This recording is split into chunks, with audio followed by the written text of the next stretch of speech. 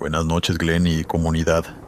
Mi nombre es Catalina y te escribo esta historia desde Durango, desde un pequeño pueblo de la región en el que vivo con mis padres y mi hermano menor desde que tengo memoria. No piensen que es un pueblo pequeño, pero es cierto que conozco casi todas las caras de quienes vivimos aquí. Y si bien no soy una persona descuidada, la verdad saber quién vive a mi alrededor me ha hecho confiarme en un par de ocasiones. Esta confianza probablemente me llevó a una de las situaciones más desagradables de mi vida. Era a principios de diciembre del año 2024, y yo acababa de cumplir 17 años. Recién había conseguido un trabajo de medio tiempo atendiendo un Oxxo de mi colonia. Hasta las 10 de la noche, solo 3 días a la semana. Una noche salí a eso de las 10:30 porque estaba esperando al chico del turno nocturno. Y cuando iba camino a mi casa vi en una esquina a una pareja peleando con mucha intensidad. Estaban gritando demasiado e incluso me puse nerviosa, porque ese chico estaba agarrándola con mucha fuerza del brazo y la agitaba de un lado a otro. Creo que tenían mi edad, o eran apenas un poco mayores. Así que por alguna razón me sentí envalentonada y me acerqué a la discusión. Ninguno de los dos me notó hasta que yo le grité a ese chico que la soltara, que si tenía algo que decirle lo hiciera sin agarrarla. Ella reaccionó sacudiéndose para que él la soltara, y le dijo que siempre había sido un patán y que podía quedarse con todas sus cosas.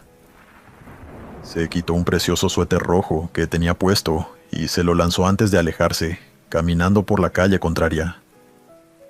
Yo pensé en seguirla, pero iba en dirección contraria a mi casa, y ese sujeto mientras tanto se quedó mirándola irse. Sin nada más que hacer en ese lugar, yo también me fui por mi camino, aunque poco antes de cruzar la esquina siguiente me di la vuelta, y ese sujeto seguía parado en esa esquina, pero esta vez estaba viéndome a mí. Al llegar a casa le conté todo esto a mis padres, pensando que había hecho mal por entrometerme en una discusión que no era mía, pero ellos me aseguraron que hice bien, porque quizás esa ayuda era la que necesitaba la chica para entender que estaba con un sujeto horrible. Me acosté a dormir tranquila, y al día siguiente fui a clases como cualquier otro día. Creo que pasó media semana. Se hizo viernes y volvió a ser mi turno en el Oxxo. Esa noche el chico del turno nocturno volvió a avisarme que llegaría unos 15 minutos tarde, y yo me quedé esperándolo. Y al salir caminando hacia mi casa, me sorprendí al ver al mismo sujeto en la esquina, recostado contra un auto, pero esta vez completamente solo. Quise pasar de largo y cruzar la calle fingiendo que no lo reconocía, pero él no estaba dispuesto a dejarme pasar así como si nada. En cuanto me vio, se me acercó rápido y me interceptó en mitad de la calle, saludándome con una sonrisa que obviamente era fingida e incómoda. Yo lo saludé como si no lo reconociera y le pregunté quién era, y no sé por qué eso lo hizo reír. Me dijo que era el chico de la otra noche que discutía con su novia, y me explicó sin que yo se lo pidiera, que habían terminado a raíz de esa pelea. Pero igualmente quería darme las gracias porque yo le hice darse cuenta de que estaba siendo un novio horrible, y quería darme un regalo por eso. Entonces sacó de su bolso el mismo suéter rojo que le había visto a su novia puesto aquel día. Yo le pregunté si no era de su novia y él se rió diciendo que ella ya no iba a quererlo, y que yo me lo podía quedar. Tuve un mal presentimiento, pero por alguna razón terminé tomándolo y dándole las gracias antes de irme.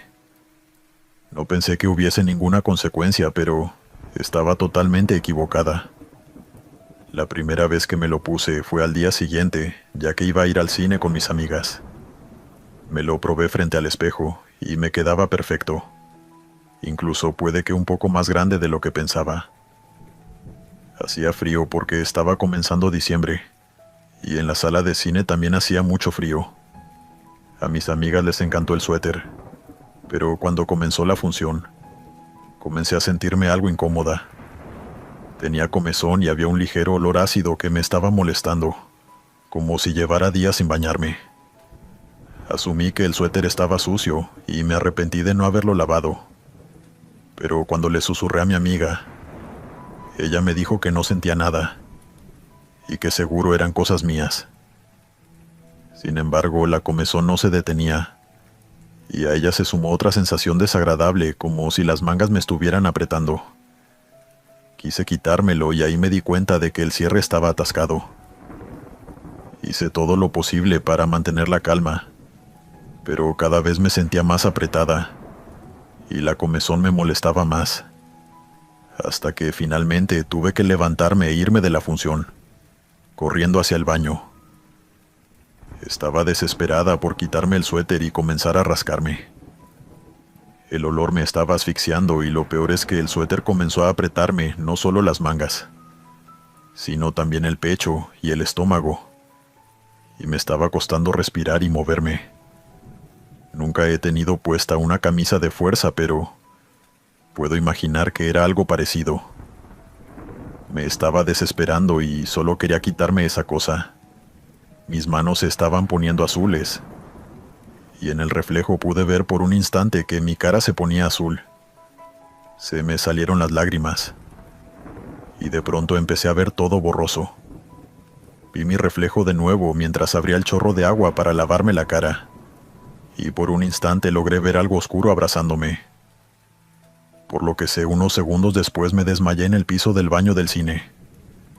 Me encontró una encargada que me vio entrar unos minutos después. Cuando reaccioné me preguntaron qué pasó. Yo todavía tenía el suéter puesto, pero no me apretaba ni me picaba la piel. Me lo quité de inmediato sin ninguna dificultad. Y aunque intenté explicar lo que me pasaba, no había nada en ese suéter de sospechoso, al menos hasta donde los encargados del cine y mis amigas podían ver. Me devolví con ese suéter en la mano, sintiéndome muy extraña con solo sostenerlo. Lo puse en el respaldo de la silla de mi escritorio dentro de mi cuarto, y me olvidé de él mientras hacía mis cosas en la computadora, pero incluso sentirlo en mi espalda me hizo ponerme incómoda. Lo terminé guardando en el closet y me acosté a dormir a eso de las 12. Me quedé dormida viendo televisión, y yo no tenía programado mi televisor para apagarse con el tiempo. Pero cuando desperté, creo que a las 3 o a las 4 de la mañana, el televisor estaba apagado, y frente a mi cama vi una silueta oscura, y lo único que pude distinguir en la oscuridad fue ese color rojo del suéter. Me quedé congelada, fingiendo que seguía durmiendo mientras esa silueta oscura se movía de un lado a otro de mi habitación, tropezando con mis cosas como si intentara hacerme reaccionar. Contuve el aliento hasta que al fin escuché que algo caía sobre el piso de mi habitación, y sin mentir intenté mantenerme despierta por 20 minutos, hasta que me envalentoné y salté de la cama para encender la luz. En el piso vi la chaqueta roja que ese chico me había regalado, y como dicen que lo que fácil viene, fácil se va, no dudé ni por un segundo en deshacerme de esa chaqueta en ese instante.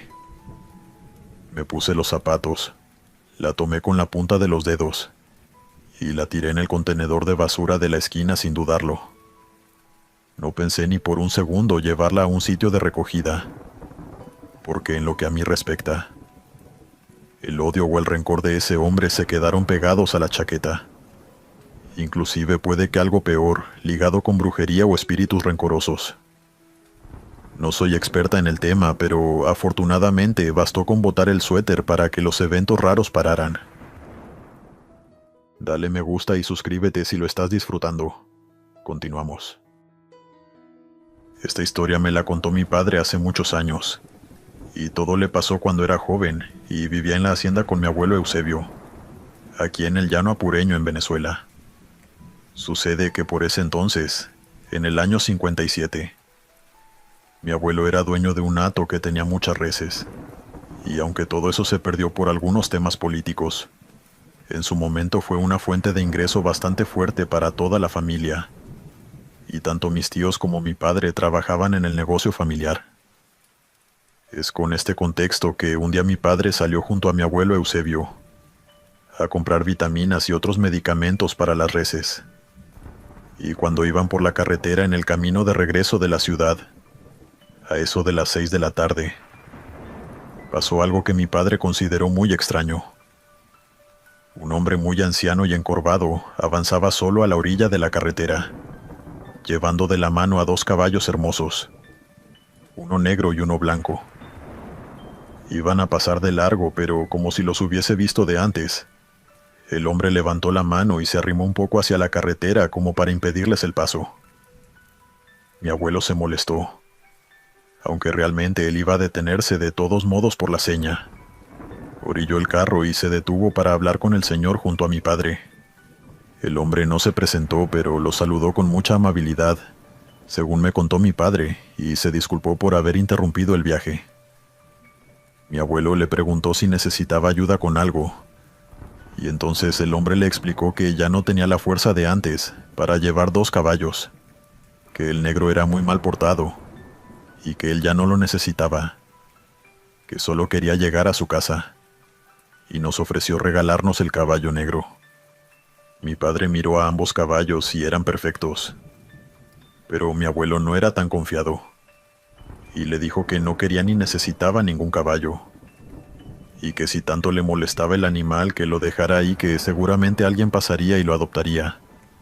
Pero el anciano insistió que no podía hacerle eso al pobre animal, y que mi abuelo parecía un hombre con recursos y capaz de cuidar al animal. Le confesó que ya lo había visto antes y le insistió. Casi le rogó que se quedara con el caballo. Mi padre y mi abuelo estaban seguros de que jamás habían visto a ese hombre en sus vidas, y por eso les extrañó mucho que él sí los hubiese visto antes. Al final mi padre intercedió por el hombre, diciéndole a Eusebio que uno de los caballos que usaban para el trabajo se había enfermado de todos modos, y que seguro podría darle uso. Eusebio no quería ese caballo, pero mi padre insistió tanto que terminó aceptándolo. El resto del camino mi padre montó en el caballo y mi abuelo continuó viajando en el carro, dejando a aquel anciano y al caballo blanco detrás. El caballo negro era brioso como poco. Corría con fuerza, pero también era obediente. Mi padre no entendió a qué se refería ese anciano con que el animal era terco, y cuando llegaron a la hacienda lo guardaron en el potrero. Esa noche mi padre se acostó sin pensar que algo malo pudiera pasar, pero tarde por la madrugada un escándalo lo hizo levantarse de un salto. Él y todos mis tíos y mi abuelo Eusebio llegaron corriendo a donde dormían los animales, y en medio del potrero estaba un caballo muerto con un mordisco horrible en la garganta, como si un jaguar se hubiese metido y le hubiese arrancado la yugular.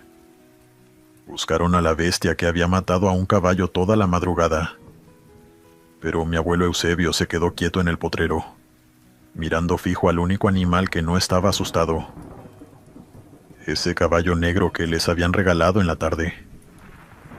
Cuando mi padre y mis tíos llegaron de buscar al supuesto jaguar, mi abuelo Eusebio lo llamó y le dijo que revisaran juntos los dientes de ese caballo. Mi padre le dijo el famoso dicho de que a caballo regalado no se le mira el colmillo, pensando que Eusebio estaba necio por saber qué tan viejo estaba el caballo. Pero mi abuelo le dijo que no fuera ridículo y que le revisaran los dientes. Agarraron al animal y le levantaron los labios, y tal como pensaba Eusebio, tenía las encías y los dientes rojos. El mordisco del caballo muerto no se parecía ni de cerca al de otro caballo, y por eso mi padre lo defendió. Pero Eusebio le dijo a su hijo que ese animal no era normal, y que no volviera a ponerlo cerca de otros animales, que lo amarrara lejos y que él temprano saldría a buscar a alguien, que les dijera qué tenía ese caballo. En todo momento mi abuelo le sacó en cara a mi padre, que él nunca confió en el anciano que les regaló el caballo, y que tendrían que haberlo dejado tirado, pero mi padre, que por ese entonces era un hombre joven y orgulloso, no le dio importancia a lo que dijo mi abuelo, y en lo que mi abuelo se fue, ensilló al caballo y dijo que si no iba a guardarlo entonces saldría con él. Mi padre se fue montando en el caballo hacia el monte como a veces hacía. Le dio igual que ese día tuviera bastante trabajo por hacer. Se fue cabalgando con comida guardada en un bolso y bastante agua. Mi padre se fue recorriendo todo el campo hasta eso de las 8 o 9 de la mañana. El caballo era excelente y no entendía qué le pasaba a su padre, hasta que estando bien adentro del campo, un silencio profundo consumió el entorno y lo hizo detenerse en seco sobre el caballo. Miró a los lados y ni la brisa ni los animales se movían. Los insectos se quedaron en silencio, y ni el caballo resopló aunque lo llevara al trote. De hecho, parecía una estatua bajo él mientras mi padre veía alrededor. Mi padre hace mucho énfasis en que estaba en medio del campo, sin nadie ni nada alrededor salvo animales y maleza. Un árbol de tamarindo grande, haciéndole sombra y nada más. Pero de pronto escuchó un siseo leve rompiendo el silencio del monte. Pensó que podía ser una culebra o algo así, e intentó alejarse con cuidado por donde había venido. No fuera a hacer que una serpiente picara al caballo. Pero el animal se quedó quieto donde estaba y el siseo se repitió, tensando todos los músculos de mi padre. Esta vez lo escuchó mejor y estuvo seguro de que eso no era una serpiente, sino el siseo de una persona, como si lo estuviera llamando. Sin embargo, el sonido no venía ni de detrás ni al costado, sino delante de él, muy cerca. Por lo que me contó mi padre, se mantuvo firme sobre el caballo, pero disimuladamente comenzó a moverse sobre él para poder verle la trompa. Y para su horror el caballo estaba haciendo el sonido. De su boca salió un siseo demasiado humano, un segundo antes de que moviera su cuello, y se le quedara viendo a mi papá con unos ojos demasiado humanos. Y así como así, con la boca bien abierta, mordió el tobillo izquierdo de mi padre y lo tumbó al piso. El mordisco le destrozó el tobillo y el golpe contra el piso le quitó el aire y le dislocó el hombro. Y mientras tanto la bestia, que seguía enfurecida, le soltó el tobillo y comenzó a reírse. No a relinchar, a reírse como si fuera una persona. Desde la garganta. Un sonido imposible para un caballo. Mi padre comenzó a arrastrarse y el caballo salió corriendo de regreso hacia el hato. Por suerte mi padre conocía bien el terreno, y aunque estaba lejos y monte adentro, sabía que cerca de ahí había unas casas que pertenecían a otra parte de la familia de mi abuelo. Llegó cojeando y la esposa del tío de mi padre lo ayudó. Llamó por teléfono y lo fueron a buscar en camioneta. Cuando mi padre volvió al hato, encontró al caballo muerto. Mi abuelo Eusebio le había dado un tiro en la cabeza en cuanto llegó sin mi papá, sabiendo en el fondo que de alguna manera ese caballo le había hecho daño a su hijo. Nunca supieron qué era lo que tenía de raro ese animal, pero sin duda no fue un regalo hecho con buenas intenciones. En cuanto a mi padre y mi abuelo, nunca más vieron al señor que les dio ese caballo negro. Continuamos. Hola Glenn, mucho gusto. Mi nombre es Julieta, y esto me pasó hace unos 2 años. Recuerdo que para ese momento salía mucho de noche, todos los fines de semana, e iba a fiestas en antros y discotecas con mis amigas de la facultad. En una de esas salidas, mientras bailaba con una de mis amigas, sentí una mirada sobre mí. No le presté mucha atención por los tragos y la euforia del momento, pero me quedé con esa sensación en la cabeza. Fue un presentimiento extraño. Alguien me estaba vigilando entre la multitud. Al parar e ir a tomarnos otro trago, mi amiga Andrea confirmó lo que yo ya había sospechado, pues se acercó a mi oído y me susurró que desde hacía rato un hombre me estaba mirando y me dijo dónde estaba parado. Me di la vuelta para mirarlo disimuladamente y era muy guapo. Estaba mirando en mi dirección y por un segundo hicimos contacto visual. Estuvimos en ese juego un par de minutos mientras me reía con mis amigas. Y al terminar mi trago para seguir bailando, ese hombre se acercó. Las luces de la discoteca no me habían engañado. Era un hombre muy apuesto en sus 40s, alto y de cabello negro con algunos rastros de canas. Tenía una sonrisa encantadora y un perfume embriagador que casi me hizo abrazarlo solo para poder olerlo mejor. Me saludó de forma bastante caballerosa para los estándares a los que estaba acostumbrada, diciendo que le parecía bella y que bailaba muy bien. Yo me reí con algo de timidez y él me preguntó mi nombre. Recuerdo que le dije de forma coqueta que prefería no decirlo, y le rechacé la invitación a tomar un trago porque ya había bebido suficiente. Insistió una segunda vez, a la que también me negué, y luego solo me dijo que igual quería tener un detalle conmigo para que lo recordara. Le dije que no era necesario, pero insistió, y me dijo que una chica tan linda como yo necesitaba tener cosas bonitas. Así que metió la mano dentro de su bolsillo y sacó una cajita negra. Al abrirla era una cadena dorada bastante bonita con un dije de mariposa. Me quedé mirándolo un par de segundos y en eso él solo me extendía la mano, esperando que yo lo tomara. En tono burlón le pregunté cuántos de esos llevaba en el bolsillo, pensando que le regalaba cadenas de fantasía doradas a todas las chicas que le gustaban. Pero antes de que él pudiera responder, Andrea y Ana me insistieron que lo tomara. De hecho, fue Andrea la que dijo medio ebria que, si él me lo regalaba, él tenía que ponérmelo. A decir verdad, toda esa situación era un juego para mí. Así que por eso y en parte por un poco de presión social, terminé aceptando el regalo. Mientras aquel hombre me ponía la cadena alrededor del cuello, mis amigas celebraban y se reían. Yo también me estaba riendo, pero me sentí un poco incómoda al sentir las manos de ese hombre. Y luego al girarme de nuevo, me miró directamente a los ojos.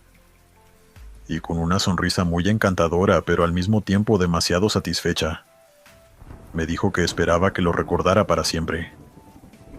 Y ahí solo le di las gracias, y me fui a bailar de nuevo con Ana, intentando sacudirme el escalofrío que me dio esa última frase. Bailamos 1 hora más hasta que empecé a sentirme mareada. Asumí que era por el calor o por las copas que me había tomado, pero ya era momento de parar. Las 3 pedimos un taxi y me fui a mi casa a descansar.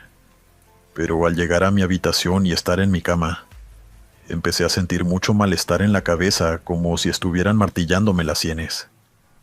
Pensé que era producto de las bebidas. Quizás una de ellas estaba mal preparada, y al cabo de media hora vomité. Me sentí apenas mejor después de eso y logré acostarme a dormir, pero nada mejoró con el pasar de las horas. De nuevo empecé a sentir mucho calor. Era sofocante, como si estuviera al lado de una fogata o de un horno encendido. Y empecé a tener un sueño muy extraño en el que estaba en mi cama acostada, rodeada de cenizas.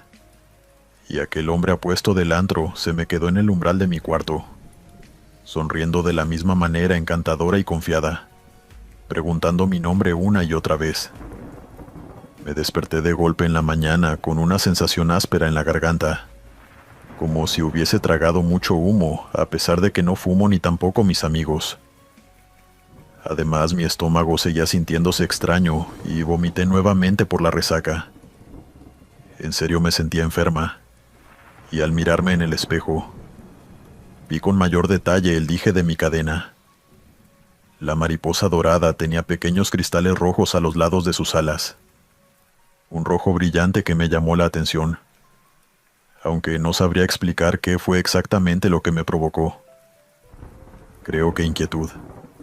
Decidí bañarme para ver si eso me ayudaba a recomponerme, pero al momento de irme a la ducha me intenté quitar la cadena, y se me hizo difícil después de varios intentos, como si la tuviera atascada con el cabello, y no lograra encontrar el broche. No importa cuánto intenté encontrarlo, con ayuda del espejo no lo lograba, y al final le resté importancia y me bañé con la cadena puesta. Me suelo bañar con agua templada, pero en la ducha volví a sentir un calor fuera de lo común, y al salir y empezar a secarme, comencé a tener un mal presentimiento. La cadena estaba intacta, seca como si nunca me hubiese metido en la ducha. Pensé que se había evaporado rápido el agua de mi ducha, o que el metal había escurrido el agua. Cualquier excusa era buena para restarle importancia a la inquietud que me generaba esa cadena que tenía atorada en mi cuello. Al final continué ese día con normalidad, ignorando la cadena lo más posible.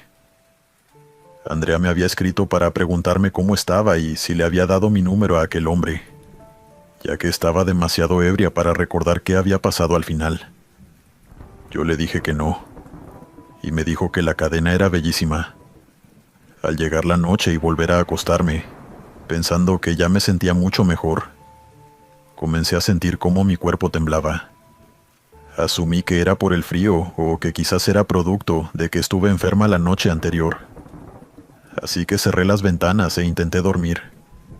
Creo que pasó una hora cuando sentí que me sofocaba. Estaba sudando a mares. Pensé que quizás era por el frío. Cerré las ventanas y al dormir empecé a sudar con intensidad, como si estuviera metida en un horno. Y lo peor es que de nuevo empecé a tener un sueño raro. Estaba acostada, rodeada de gusanos negros carbonizados, y en la puerta estaba él, ese sujeto apuesto de la discoteca, mirándome de una forma intensa y nada encantadora. Me miraba con deseo, y ya no tenía esa ropa atractiva de la noche anterior, sino que estaba desnudo de pies a cabeza, mientras me preguntaba con una sonrisa más seria y tensa, que si en serio no le diría mi nombre. Los gusanos de pronto empezaron a subirse entre mis piernas.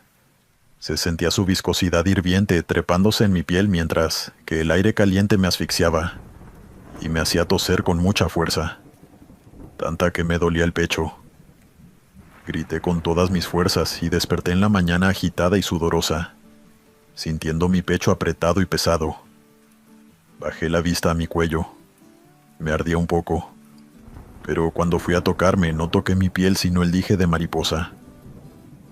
Me levanté corriendo y me vi en el espejo. Había quedado su marca enrojecida en mi piel. Pensé que era alguna especie de alergia por el material del dije, así que me tomé mis antialérgicos e intenté quitarme la cadena, pero no podía. Era como si el broche estuviera muy oxidado y atorado. Intenté levantarlo sobre mi cabeza, que era demasiado pequeño para que saliera. Y mientras más lo intentaba, más nerviosa comencé a ponerme, como si algo a mi alrededor no quisiera que me lo sacara. El calor sofocante me envolvió y me hizo tener mucha ansiedad. Y al fin asocié todos mis malestares a esa cadena. Sin embargo, tenía que salir y terminé rindiéndome y olvidando todo el día que la tenía puesta. Llegué cansada y me fui directo a dormir esa noche. Hacía mucho frío y yo estaba tiritando, pero ni bien me arropé empecé a sentir cómo el calor aumentaba en mi cuerpo. Y nuevamente un sueño aterrador. Estaba acostada en mi cama, incapaz de moverme. Pero miré mis muñecas y tenía unas cadenas doradas que me ataban. Al mirar a mi alrededor estaba rodeada de cenizas y mariposas negras, algunas carbonizadas, y otras caminaban sobre mis piernas trepando hasta mi torso. Aquel hombre estaba de pie frente a mi cama, y me susurró que era una lástima que no le dijera mi nombre. Y cuando al fin logré reaccionar, era de día. Me fui al baño y al verme en el espejo aquella marca de mariposa estaba enrojecida, casi quemada. Con pánico y desesperación busqué un alicate, alguna herramienta que pudiera cortarla, y no pude. Al día siguiente le conté todo a Ana y Andrea, y ambas me llevaron con una chamana. Ella me hizo unas limpiezas y cortó todo lazo que dejó aquella cadena. Nunca más acepté ningún regalo de extraños.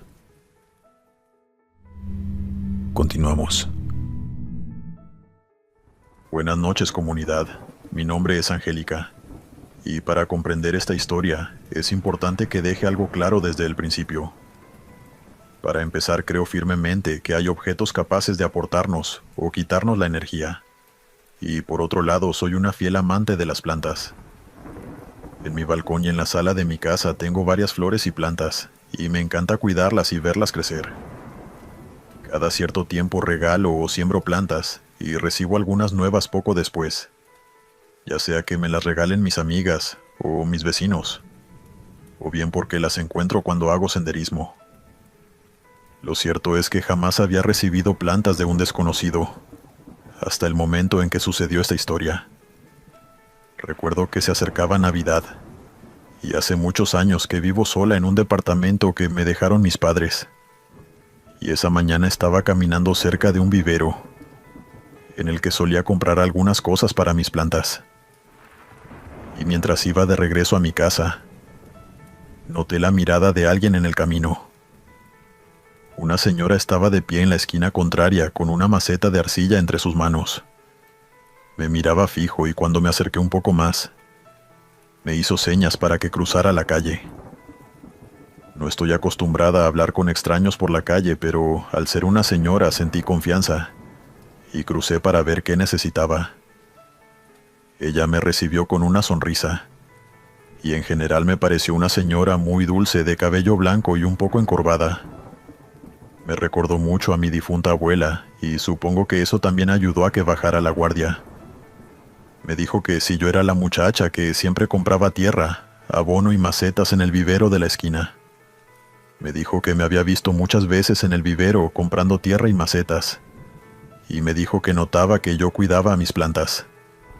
Yo le dije que sí me gustaban mucho, y tras hablar un rato de flores y plantas me dijo que tenía algo para mí, un regalo de Navidad. Junto a ella tenía un carrito de mercado cubierto con una manta vieja. La apartó con mucho cuidado y de allí sacó una planta navideña, preciosa de hojas rojas, que suelen vender en diciembre. Tenía un color más intenso que las que vi en el vivero, y me la puso en las manos con orgullo, explicando que los sembradores casi nunca las vendían con raíz, porque normalmente solo las preparaban para que duraran la temporada y luego se marchitaran. Pero ella tenía un par que sí habían salido con raíz y podían seguir creciendo sin problemas. Y esa era una de ellas. La verdad me emocioné. Era un regalo muy bonito, a pesar de que venía de una señora que nunca había visto. Le pregunté su nombre, pero ella no me respondió directamente, y solo me dijo que la cuidara dentro de la casa, lejos de demasiado sol, y que no dejara que nadie más la tocara durante los primeros días. Le agradecí varias veces, y me fui a casa con la planta entre los brazos, sintiéndome incluso un poco especial por haber recibido algo así. Cuando llegué busqué un lugar para ella en la sala, cerca de la ventana, donde entraba luz en la mañana, pero no directamente. Recuerdo que pasé bastante rato mirándola porque de verdad era muy bonita. Esa noche incluso le tomé una foto y se la mandé a una amiga, diciéndole que una señora desconocida me había regalado una planta navideña con raíz, y que cuando pudiera le regalaría un retoño. Los primeros días no pasó nada raro. La planta se veía sana, y yo la regaba con cuidado. Creo que nunca había buscado tantas instrucciones para cuidar bien una planta, y lo único que noté fue que la tierra siempre estaba un poco húmeda, incluso cuando yo no le echaba agua. Pensé que tal vez era por el clima húmedo de diciembre, o porque la maceta conservaba bien la humedad. Pero las cosas extrañas empezaron con el tiempo. Muy lentamente y con algo muy sutil. Empecé a sentirme cansada. Al principio no lo relacioné con la planta, pero con el paso de los días pasé de ser una mujer dinámica que salía a caminar, trabajaba en casa y cuidaba sus plantas a querer estar acostada todos los días todo el día. Pensé que estaba enferma, quizás gripe, pero no tenía ninguno de los síntomas habituales. Y luego, poco tiempo después, noté que varias plantas de mi balcón estaban decaídas. Empezaron a ponerse amarillas y opacas como si estuvieran enfermas. Y varias flores de temporada se marchitaron, aunque intenté hacer lo posible para que se reavivaran. Pero la planta roja, esa se veía cada vez más hermosa. Sus hojas parecían más grandes y brillantes. El rojo se volvió más profundo, como si cada día ganara más color. Eso me alegró, y acaricié sus hojas diciendo que al menos esa estaba bien. Pero ni bien rocé sus hojas con la punta de mis dedos, sentí una presión en el pecho que me hizo soltarla. Eso hizo que comenzara a sentir atracción y rechazo por esa planta al mismo tiempo. Por ese entonces también empecé a ponerme triste sin motivo. Y aunque nunca fui una persona depresiva, comencé a entender a las personas así. Era una sensación profunda e inexplicable, como si todo lo que me gustaba hubiera perdido valor de un día para otro. Me costaba contestar mensajes y me molestaba por la más mínima razón. Yo misma no entendía qué era lo que estaba sintiendo, pero comencé a tener muchas ideas oscuras que aparecían de pronto, sobre todo cuando estaba cerca de la planta o cuando la sala estaba en penumbra. Pensamientos de hacerme daño y de desaparecer, de que a nadie le importaría si yo ya no estaba. Me asusté mucho porque yo nunca había sido una persona así. Había tenido días malos como cualquiera, pero esto era distinto. Era como si alguien susurrara esas cosas dentro de mi cabeza, usando mi propia voz. Para ese momento ya estábamos cerca de Navidad. Mi casa, que antes estaba llena de plantas sanas, comenzó a verse triste porque muchas de ellas se marchitaron, pero la planta roja seguía creciendo. Y así, una madrugada desperté de una pesadilla horrible. Soñé que estaba en mi sala de pie frente a la planta mientras sus hojas rojas se movían lentamente, aunque yo no parecía darle importancia. En el sueño yo sabía que tenía que hacerme daño como si esa fuera una orden que debía obedecer. De pronto y sin motivo alguno, más que esa orden dentro de mi cabeza, salté por el balcón de mi 8º piso. Desperté llorando y con el corazón acelerado, sabiendo que en el fondo yo no quería hacerme daño. Me levanté para tomar agua y lavarme la cara, y al pasar por la sala vi la planta junto a la ventana. No había nada fuera de lo normal salvo lo hermosa que era, pero sentí un rechazo tan fuerte que tuve que encender todas las luces de la casa. En ese momento noté algo que me dejó helada. Una de las hojas rojas tenía una mancha oscura en el centro, casi negra, y la forma de esa mancha se parecía demasiado a una boca pequeña. Yo misma traté de convencerme de que era solo una mancha natural de la hoja, pero después de esa noche ya no pude verla igual. Las pesadillas continuaron, y siempre eran distintas aunque el resultado era el mismo, yo haciéndome daño de alguna manera, y siempre la planta aparecía. Una tarde al volver a casa encontré otra de mis plantas muerta. Era una que mi madre había sembrado antes de fallecer, y verla así me rompió algo por dentro. La maceta estaba en el mismo lugar de siempre, pero la planta se veía seca como si llevara meses abandonada. En cambio, la planta roja tenía más brotes en la base, y sus hojas casi tocaban el borde de la mesa. Me quedé mirándola un rato, y entonces entendí algo que todavía me cuesta explicar. La casa no estaba enferma, ni mis plantas ni yo, pero algo me estaba robando la energía a mí y a todo lo que me estaba rodeando. Y lo único nuevo en mi hogar era esa enorme planta roja y hermosa, pero al mismo tiempo siniestra que adornaba mi casa. La noche que me di cuenta de esto no dormí. Me quedé sentada en la cocina con las luces encendidas escuchando el silencio de la sala. Cada cierto tiempo sentía la necesidad de levantarme e ir a verla, como si tuviera que comprobar que seguía allí y que no se estaba moviendo. Lloré y llamé a mi hermana para contarle todo lo que estaba sintiendo. Al día siguiente, antes de Año Nuevo, tomé la decisión. Esperé a que amaneciera. Me puse guantes. Agarré la maceta y la saqué de la casa. Pesaba mucho más que al principio, pero emanó un olor desagradable que no se correspondía con su belleza. La llevé a un espacio abierto detrás del edificio, donde algunos vecinos solían hacer parrilladas. Y sin pensarlo demasiado la quemé completa con maceta y todo. Se resistió bastante para agarrar llama como si no quisiera morir. Pero al final el fuego la consumió. Y yo me sentí liberada. Esa noche dormí por primera vez en semanas. Y con los días mi cansancio empezó a irse poco a poco. Volví a tener hambre. Y la tristeza fue desapareciendo, al igual que los pensamientos oscuros. Aquello que me estaba robando la energía había desaparecido por completo. y las pocas plantas que no habían muerto volvieron a brillar. Sin embargo, algo me dejó molesta, y es que durante mucho tiempo he seguido yendo al vivero, pero nunca volví a ver la mujer que me regaló esa planta. Continuamos. Hola Glenn, espero te encuentres bien. Mi nombre es Armando, y la verdad tenía tiempo queriendo contarte esto, que me ocurrió hace muchísimos años atrás cuando estaba terminando la primaria. En ese momento teníamos problemas económicos en casa, y mis hermanos y yo teníamos que cuidar todo lo que nos daban nuestros padres. Para ese momento mi madre me había comprado un estuche muy bonito y una caja nueva de colores, para que pudiera colorear mis dibujos en la escuela.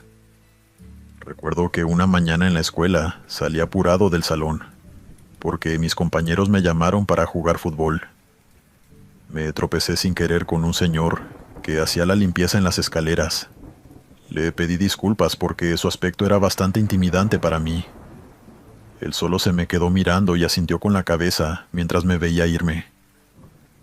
Al momento de regresar a clase, recuerdo que estaba por escribir algo, pero cuando quise sacar mi lápiz no encontraba mi estuche.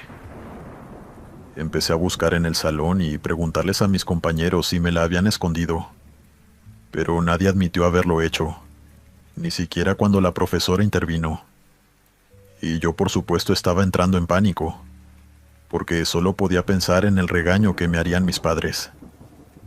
Luego de terminar la clase estuve buscando por todos lados del salón, hasta que se hizo la hora de la salida, y me puse a llorar por la culpa de haber perdido un estuche nuevo.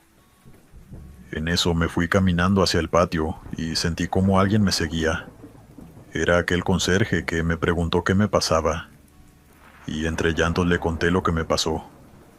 Me dijo que no me preocupara y que lo esperara unos minutos. Me quedé en silencio y al pasar un par de minutos sacó de una bolsa un estuche azul. Me mostró que adentro tenía colores y todos sus útiles. Al principio me daba pena aceptarlo, pero me daba más miedo llegar a casa sin uno. Así que le di las gracias y la guardé en el bolso. Mi plan infantil era encontrar mi estuche con el pasar de los días y devolverle al encargado de limpieza el que me estaba dando. Cuando llegué a casa le conté a mi madre lo que ocurrió, y aunque ella igual se molestó porque lo había perdido, fue mucho menos de lo que pensé. Parecía más concentrada en preguntarme quién me había regalado ese estuche y le conté todo, hasta el último detalle de cómo había encontrado este nuevo estuche azul. De inmediato me dijo que tenía que devolverlo, que no era bueno aceptarles cosas a extraños, y que eso no le daba buena espina, así que debía dárselo. Le hice caso a mi madre y al día siguiente busqué al conserje en la mañana para devolvérselo, pero no lo vi. Así que me dije que esperaría hasta el recreo y me fui a mi clase con los demás niños. Utilicé el estuche como si fuera el mío, pero al meter mi mano para buscar el lápiz sentí una textura viscosa y un olor como a heces que me hizo sentir avergonzado, y lo cerré de golpe. Tomé el lápiz esperando ver mi mano manchada, pero mi sorpresa fue grande, ya que no había rastro de nada. No me olía la mano tampoco, así que asumí que había algo extraño dentro de ese estuche. Pero me daba vergüenza abrirlo frente a mis compañeros, así que lo metí al fondo de mi bolso y fingí que no existía por las siguientes horas. Cuando comenzó el recreo no fui capaz de encontrar al conserje. Me llevé el estuche al baño y lo revisé con cuidado en un cubículo, pero no encontré nada que pudiera estar emanando el olor y tampoco estaba la viscosidad.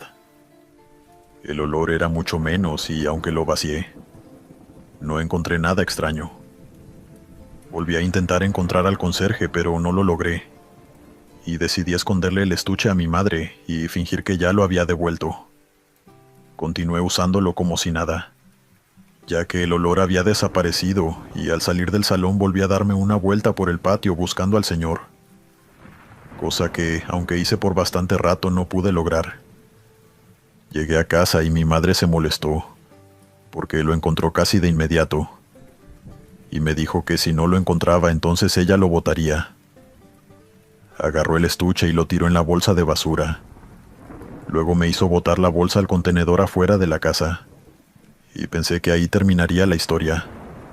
Pero a la mañana siguiente, cuando fui a la escuela, abrí mi bolso para tomar un lápiz que me dio mi hermana mayor, y entre mis cuadernos y un libro encontré ese estuche azul del conserje. En ese momento solté un grito que llamó la atención de la maestra y me hizo salir del salón porque pensó que estaba jugando. Salí con mi mochila y comencé a revisarla. El olor había empeorado, y cuando la abrí, un pájaro muerto yacía dentro del estuche. Lo llevé corriendo a la basura y me devolví a la puerta del salón asustado. Ahí recién volví a ver al conserje, caminando lentamente al contenedor para limpiarlo. Se me quedó mirando luego de ver dentro de la basura, y me sonrió antes de acercarse lento y sacar algo de su espalda. Mi antiguo estuche. Me dijo que lo había encontrado, y yo lo tomé aterrado y lo guardé esperando que se alejara. Desde entonces le tuve terror a ese conserje, y aunque en mi estuche original no había nada extraño, lo intercambié con mi otro hermano mayor. Afortunadamente él no fue víctima de ningún otro evento sobrenatural y yo tampoco. Continuamos. Buenas noches, comunidad. Mi nombre es Mateo, y lo que voy a contar ocurrió cuando estaba en la universidad. En una época de mi vida en la que tenía muy pocas cosas y estaba pasando por un mal momento económico, pero aún así tenía una ilusión bastante grande. Desde niño me gustaba correr, y en la universidad tenía la ilusión de unirme al equipo de atletismo y poder participar en las categorías de 100 metros planos y 100 metros con obstáculos. No quiero dar demasiados detalles de mi universidad porque no viene al caso, pero sí puedo decir que el complejo deportivo de la universidad era impresionante. Tenía una pista bastante buena, gradas de cemento y vestuarios bien equipados. Yo iba casi todas las tardes cuando terminaban las clases, aunque muchas veces me daba vergüenza, porque los otros corredores llevaban ropa adecuada, zapatillas de carrera y cronómetros para medir sus tiempos, mientras yo entrenaba con zapatos gastados que no eran del todo prácticos para la intensidad del deporte que yo estaba practicando. Los entrenadores hacían lo posible corrigiéndome la postura y todo eso, pero el mal soporte que me daban los zapatos dificultaba todo más de la cuenta. Aún así no dejaba de ir, pero estaba comenzando a frustrarme. Había días en los que las ampollas que me causaban los zapatos no me dejaban ir a entrenar, y mis pies parecían los de una momia por la cantidad de vendas que me ponía.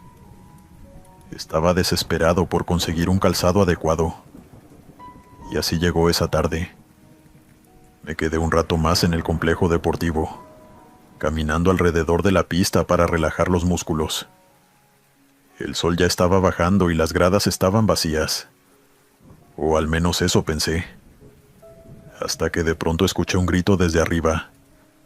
Levanté la vista y en la grada había un anciano bajando despacio y apoyándose con una mano en la barandilla. Llevaba una bolsa de regalo en la otra mano, y me pareció raro ya que aunque intenté distinguirlo no conocía su cara. Pensé que se confundía de persona y le dije que no, pero siguió gritándome que me acercara y me señaló concretamente a mí. Terminé yendo y lo miré bien. Era un hombre delgado de cabello blanco, vestido con un abrigo oscuro que parecía demasiado elegante para estar en una pista deportiva. Me saludó con amabilidad y me dijo que yo le recordaba mucho a él cuando era joven, que también había sido atleta universitario, que de hecho me había visto entrenar varias tardes, que tenía buena salida y que no debía dejar que unas malas zapatillas me frenaran. Después me entregó la bolsa de regalo y me dijo que a mí me serviría. Dentro de la bolsa había una caja de zapatos, y supongo que fue muy inocente de mi parte, pero la abrí emocionado, y en efecto eran zapatillas nuevas y ligeras, hechas para correr. No tenían etiqueta de precio, pero se veían caras. Me quedé mirándolas sin saber qué decir y le dije que no podía recibirlas, pero el anciano insistió con una sonrisa. Quise volver a agradecerle, pero para cuando levanté la vista de la caja, él ya se estaba alejando. Esa noche volví a mi habitación con las zapatillas nuevas como si llevara un tesoro. Los primeros días fueron increíbles. Las zapatillas me quedaban perfectas como si las hubieran hecho para mí. No me apretaban ni me hacían rozaduras. Además se sentían ligeras. Y al correr sentía que el pie respondía mejor. Incluso mejoré mi tiempo y me sentí más seguro y confiado, al punto de que quería competir. Algunos compañeros incluso me preguntaron dónde las había comprado. Y yo, por vergüenza o por no saber explicar la historia, solo decía que me las habían regalado. Durante esas primeras sesiones no ocurrió nada extraño, salvo por una cosa que en ese momento no me pareció importante. Cada vez que terminaba de correr, las zapatillas costaban mucho para salir, como si alguna especie de seguro, por llamarlo de alguna forma, estuviera atrapando mi pie e impidiendo que lo sacara por completo. Pensé que era por el material que se ajustaba para no salirse mientras corría o algo así, y decidí ignorarlo, ya que después de un rato las zapatillas se salían prácticamente solas. La oportunidad de probarlas de verdad llegó unas semanas después, en una carrera interna de la universidad. No era una competencia enorme, pero para mí significaba muchísimo, porque sería mi primera competición seria. Iban a participar corredores de varios grupos deportivos y algunos entrenadores iban a estar mirando. Yo estaba nervioso, pero también convencido de que podía hacer un buen papel. Me até las zapatillas con cuidado. Calenté en la pista y recuerdo que por primera vez no sentí vergüenza de estar al lado de los demás. Todo iba bien y sin exagerar di la carrera de mi vida, llegando en segundo lugar. Y en ese momento, tras cruzar la línea de meta, sentí una presión en los pies como si los cordones se hubieran apretado solos. Miré hacia abajo, y a medida que avanzaban los segundos, me di cuenta de que no era una molestia normal. Fue como si algo dentro del zapato se hubiera cerrado alrededor de mis pies, con una fuerza imposible, y sentí los dedos doblarse hacia abajo, uno encima de otro, como si unas correas ardientes me estuvieran aplastando desde todos lados.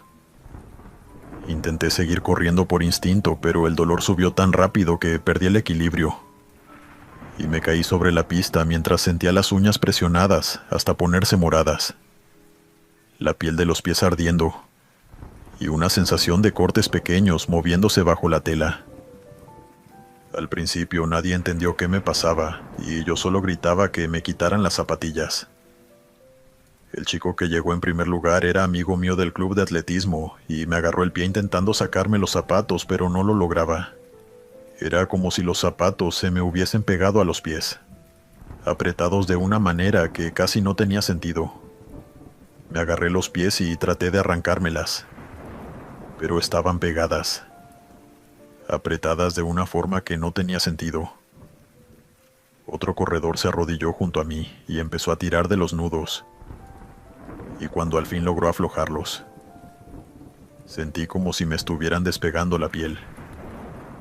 Cuando me quitaron la primera zapatilla, varias personas que estaban alrededor retrocedieron. La media estaba llena de sangre y rota, y por los huecos podía verse mi pie rojo e hinchado y con la piel rota en algunas partes. No era una herida profunda, pero sí parecía como si algo me hubiera mordido o arañado muchas veces por dentro. Luego quitaron la otra zapatilla, y ahí fue cuando todos vimos lo que había en el interior. Había hormigas grandes y oscuras moviéndose entre una especie de viscosidad negra que cubría la plantilla y las paredes internas del zapato. Me llevaron al vestuario y luego a urgencias. Me limpiaron los pies y me vendaron. Luego el doctor me explicó que por suerte no había daño en los huesos, aunque las uñas de varios dedos quedaron negras durante días. Nadie supo explicarme lo de las hormigas y yo mismo no pude explicar qué había pasado. Un entrenador sugirió que había dejado los zapatos sobre un nido de hormigas o algo así, pero yo sabía que no era el caso. Cuando volví al complejo deportivo un mes después, con nuevos zapatos que me regalaron mis compañeros del club, Los tenis que me dio ese señor los guardé en su caja y decidí devolvérselos cuando pudiera. Pero aunque estuve atento para devolvérselos, nunca lo volví a ver en las gradas.